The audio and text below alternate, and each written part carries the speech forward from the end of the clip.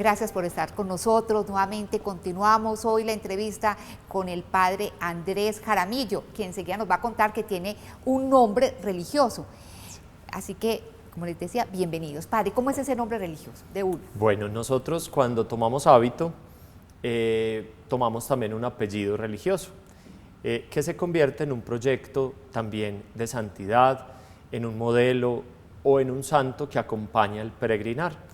Y yo hice Moñona, porque me llamo Andrés María de San José. Entonces tengo ahí a la Sagrada Familia de por medio. Pero si le digo durante el programa, padre Andrés, no hay problema, No ¿cierto? hay ningún problema. Bueno, nos quedamos la semana anterior, usted nos había comentado que ingresó a una comunidad de carmelitas, ¿verdad?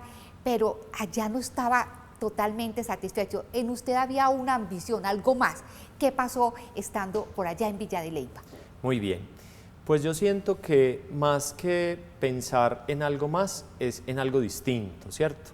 Porque en el Carmelo descalzo, que viví 17 años, fui muy feliz. Encontré la espiritualidad que quería, tuve unos hermanos maravillosos, fue una experiencia plena. Pero cuando el Espíritu Santo se le mete algo, lo pone en el corazón y el alma no descansa hasta no verlo cumplido. Como la génesis de mi vocación precisamente fue monástica y fue con las carmelitas descalzas, entonces eso quedaba en mí como una nostalgia y una añoranza, que durante todo el tiempo de formación pues anhelaba precisamente ese ideal de vida monástico. Cuando ya me ordenan como carmelita, empiezo a prestar los servicios en la provincia. El último servicio que presté fue en la casa del noviciado, en Villa de Leyva, una casa que todos los carmelitas amamos profundamente, que es como una casa madre, que es como un vientre donde nos gestamos como carmelitas. Y ahí volví a vivir en la última etapa, ya como sacerdote, encargado del noviciado. Y como esa casa tiene unas características muy silenciosas, muy recogidas, la lectura orante de los santos, entonces ahí empieza un proceso de discernimiento nuevamente muy determinado de decir, esta es la vida que yo quiero para siempre. Y siento que lo que hay que hacer es abrir brecha, porque esto no existía en la iglesia, una forma de vida carmelitana, pero contemplativa, ¿cierto? Como monje carmelita, porque los carmelitas son frailes, que es una rama de la iglesia, mendicantes. Nosotros, los monjes, tenemos un estilo diferente. Entonces, cuando yo empiezo a discernir, me acerco al obispo de Girardota y me acerco al provincial, que en ese momento estaba pastoreando la provincia de Colombia y Ecuador. Y en obediencia, vuelvo y resalto esa virtud cristiana, en obediencia tanto al provincial como al obispo. Entonces yo pido un año de permiso, salgo del Carmelo con ese año de permiso y me instalo en ese proyecto fundacional en la diócesis de Girardota. Y ahí empezamos esta aventura. Bueno, y se dio esa aventura casualmente en un terrenito que tenía, ¿no? Para empezar a construir la casa, el lugar donde se iban a cumplir los sueños suyos y como veíamos la semana anterior, ya hay muchas personas. Exactamente, porque en mí había también un celo por aquellos jóvenes que querían un estilo de vida que conjugara la vida monástica y la vida carmelitana. Entonces era también como un sueño que íbamos a abrir brecha, pero detrás venían otras almas inquietas y con la misma nostalgia. Efectivamente, mi papá, dentro de su vida, había tenido un patrimonio que nos había heredado a los hijos y el terreno que me correspondía yo se lo había entregado a mi hermano porque al hacer voto de pobreza no podía administrarlo. Y mi hermano constantemente me decía, ¿usted cuándo es que va a hacer en el terreno la iglesia? Yo le decía, eso es imposible. Pues yo como carmelita descalzo, yo no puedo ni usar mis bienes, ni hacer pues como una iglesia, pues eso no es así. Y él frecuentemente me decía, la iglesia ya le va a quedar. Era como un profeta, pero para mí era un profeta de lo imposible. Cuando ya empiezo este discernimiento, entonces efectivamente le dije a mi hermano que se cumplía esa profecía y que le pedía que volviera nuevamente el terreno que él estaba administrando, que volviera a mí para ya hacerlo parte de la comunidad. y cambian las escrituras ya no a nombre propio, sino a nombre de esa fundación, de esa comunidad que nace, y empezamos ahí en ese terreno. Usted era hablando y yo aquí tenía en la cabeza San Francisco de Asís, allá reconstruyendo esa iglesita. ¿Cómo fue, como dijo ahora, empezar a abrir brecha en algo que no había, construir la casa, tener los permisos? Claro, así que rápidamente, porque obviamente que Claro. esto es una historia larguísima. Pero mira, la finca se llama San Francisco. Ajá. Desde mi papá se llamaba San Francisco. Es una historia muy bonita porque yo quiero dar testimonio de que lo que Dios quiere lo hace. O sea, yo estaba incluso en contra del mismo evangelio cuando Jesús dice que nadie es profeta en su tierra. Yo estaba en mi tierra, estaba en mi ambiente, con mi familia, compañeros del colegio, amigos y mi exnovia. Y ahí empieza a gestarse con un proceso muy tímido, realmente. La iglesia es muy prudente cuando nos pide un año, cuando nos renueva el permiso, cuando nosotros vamos haciendo también a nivel legal unos procesos que van dando una pauta, primero una fundación sin ánimo de lucro, luego una asociación privada de fieles, luego pública. Entonces la iglesia es muy madre y nos va dando también como esos procesos para que no hagamos nada de manera imprudente.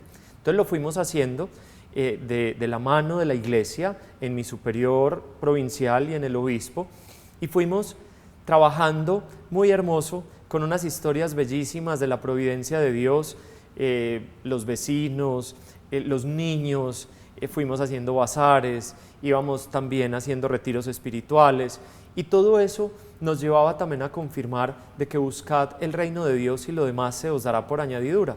Hoy tenemos un monasterio terminado de una manera sorpresiva. Pero usted dice monasterio, pero no es un monasterio, es un hospital del alma. ¿Cómo es eso? Muy bien.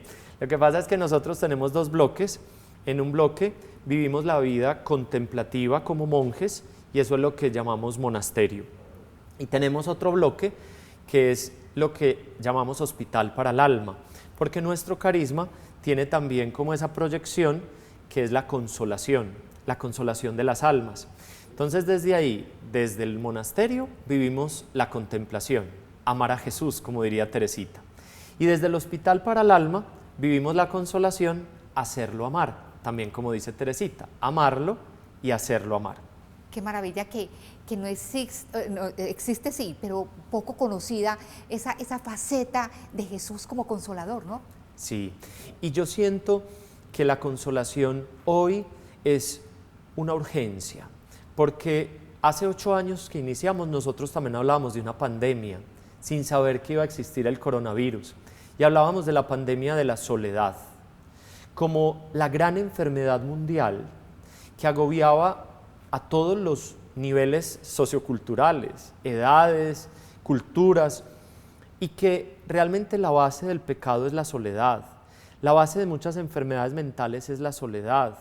La base de muchos suicidios es la soledad. Entonces nosotros, en ese afán del Espíritu Santo por responder a los signos de los tiempos, nos regala el carisma contemplativo, pero pone el énfasis de consolación para responder a esa necesidad de acompañar la soledad de nuestro mundo. Y lo acompañamos de distintas maneras.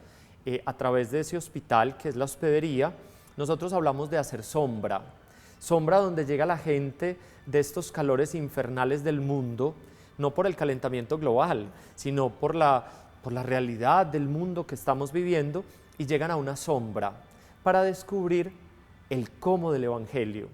A través de uno vivir con los monjes, se va dando cuenta en ese énfasis del Evangelio, de lo simple del Evangelio.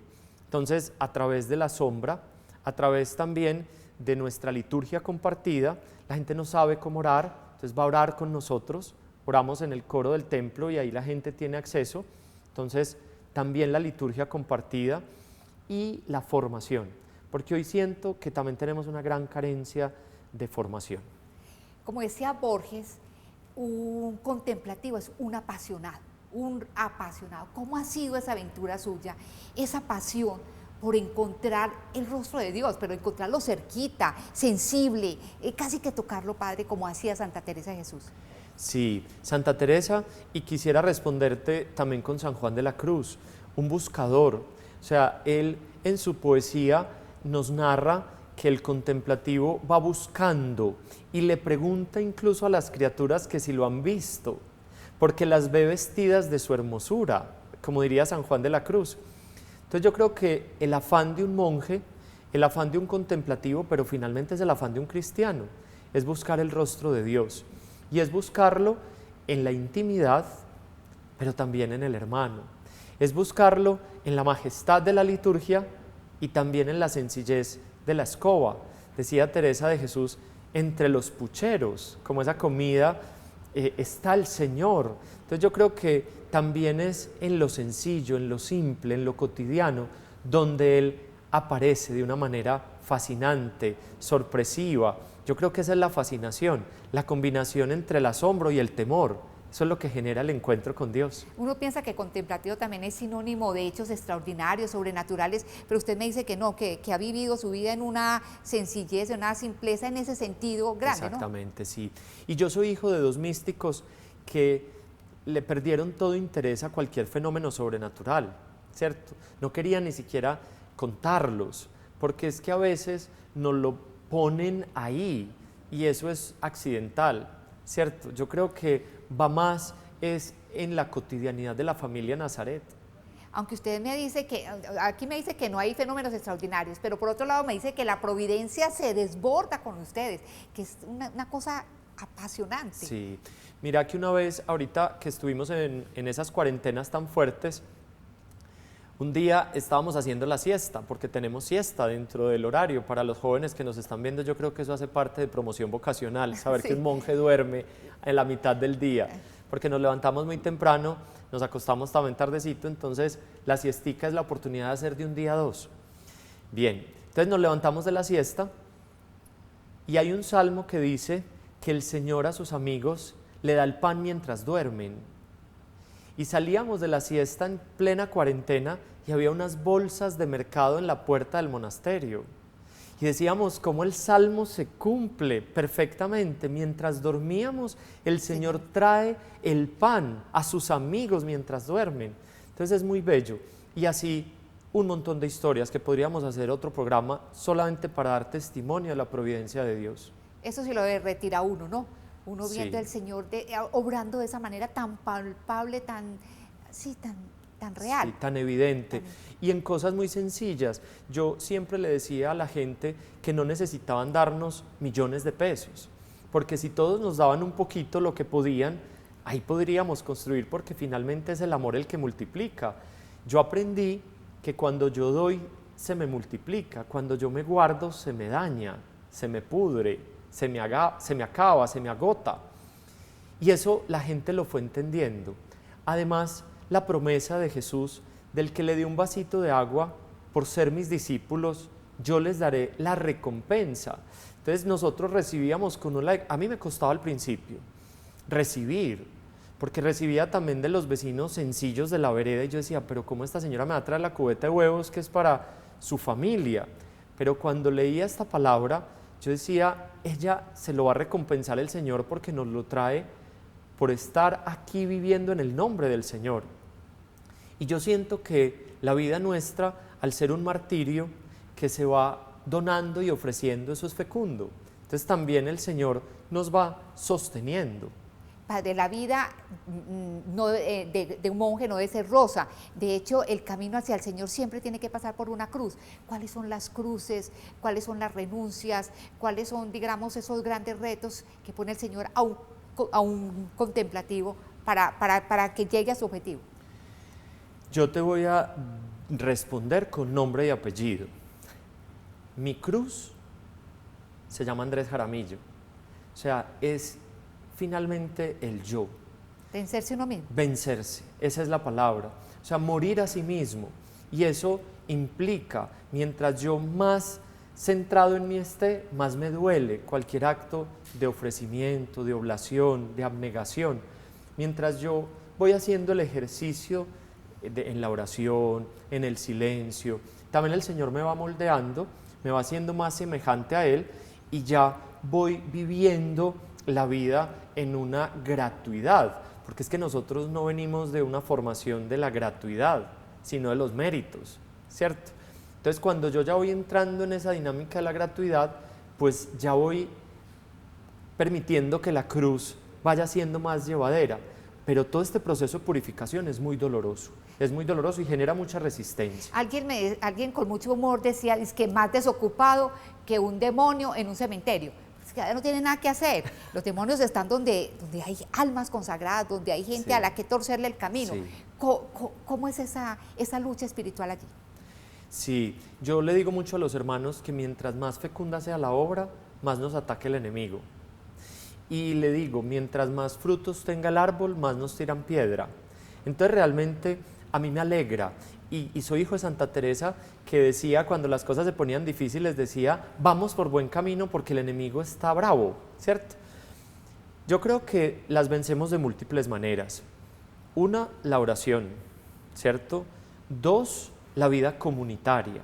Pero yo tengo una que los hermanos se burlan de mí y que yo la digo con plena certeza y autoridad: el buen humor. El buen humor exorciza. La alegría exorciza. Lo decía San Juan Bosco, ¿no? Sí, entonces para mí ese buen humor, la vida con esa camaradería, la recreación en nosotros son una fiesta que a veces yo digo, pasa alguno y dice que, pues, ¿qué estamos haciendo? ¿Qué farra tienen allá los carmelitas? Exactamente, y es eso. También creo que la humildad exorciza. Santa Teresa decía que le da jaque al rey, o sea, que nuestro Dios se doblega ante las almas humildes. Entonces yo creo que el enemigo no soporta la humildad y también sale corriendo. Santa Teresa también nos decía del agua bendita, nos decía que él era tan pobre diablo que le huía al agua bendita, o sea, signarnos. Nosotros tenemos agua bendita en el monasterio porque por donde vamos pasando nos vamos signando precisamente para estar protegidos.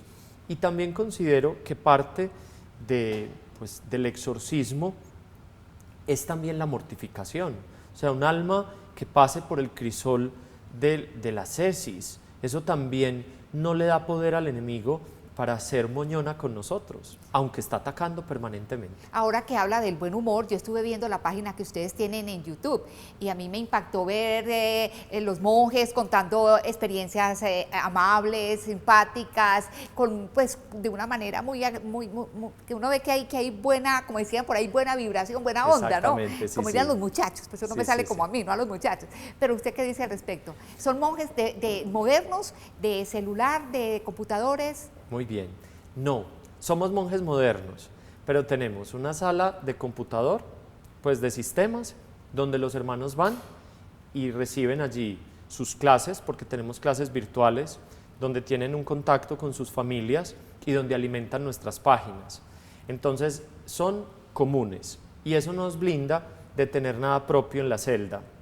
Y los celulares también, tenemos 3 celulares, que lo tiene el ecónomo, el animador vocacional y el superior. Entonces, cuando cambiamos de oficios, otros hermanos tienen los celulares. Pero sí somos, yo les digo mucho a los hermanos que somos monjes del siglo XXI. Además, ¿qué quiere decir eso? Pues que tenemos la tecnología, que tenemos también toda esa vibra, como lo estabas diciendo, también te sale a vos. Toda esa energía hoy de la juventud, todo ese desparpajo, yo creo que no podemos ser unos santos encogidos. Padre, ¿cómo renuevan todos los días el oficio divino, la celebración religiosa, para que no se vuelva algo mecánico, rutinario, aburrido, sino que todos los días lo sientan como si fuera la primera vez? Qué tan bonita esa pregunta, porque efectivamente es un afán que tenemos permanentemente de vivir en la novedad del Espíritu. Entonces yo creo que la vida en Dios todo lo ve nuevo, porque es que yo veo a Dios a través de todo, entonces nada se me vuelve paisaje, sino todo se me vuelve sorpresa, parte como del asombro. Entonces cuando yo llego a la liturgia, la cantamos, tenemos la cítara, tenemos el órgano, entonces no es lo mismo porque los salmos no son los mismos, porque yo no llego cada día al mismo, porque también la decadencia del día es distinta y la Sagrada Escritura marca también la novedad de cada día. Para nosotros los carmelitas, meditar día y noche la ley del Señor es vivir en esa frescura del Evangelio. Una última pregunta y muy cortica, padre, la respuesta porque se nos acabó el tiempo, pero a ver, ¿de qué manera el Señor lo ha deslumbrado a usted en ese caminar? Trasegar ya larguito, 24 años es buen trasegar. ¿Cómo lo ha descrestado? ¿Cómo lo ha, sí, ha derretido, como decíamos también ahora? Me hace llorar esa pregunta, es muy difícil responderla en poquitas palabras. La voy a responder con una frase de Santa Teresita. Santa Teresita llegó a decir que el Señor le había dado todo lo que le había puesto a desear. Entonces yo creo que es eso, el Señor me puso a desear todo lo que me iba a dar. Entonces cuando yo veo todo lo que tengo hoy a mi alrededor, sobre todo mis hermanos, mi comunidad, los fieles, el sueño en el nombre del Señor cumplido y acompañado. Yo creo que esa es la respuesta que le da toda gloria al Señor. Cuando yo muestro el monasterio, cuando lo camino, yo digo, el Señor no se deja ganar en generosidad. Entonces, que Él sea mi Padre, que cuida hasta de lo más mínimo de mis deseos, eso me conmueve profundamente. Padre, muchísimas gracias por haber venido a este programa, a compartir el testimonio. Se quedan muchas preguntas, pero bueno, el caso es que ya los televidentes, muchos televidentes lo conocen y eso para mí es muy, muy importante.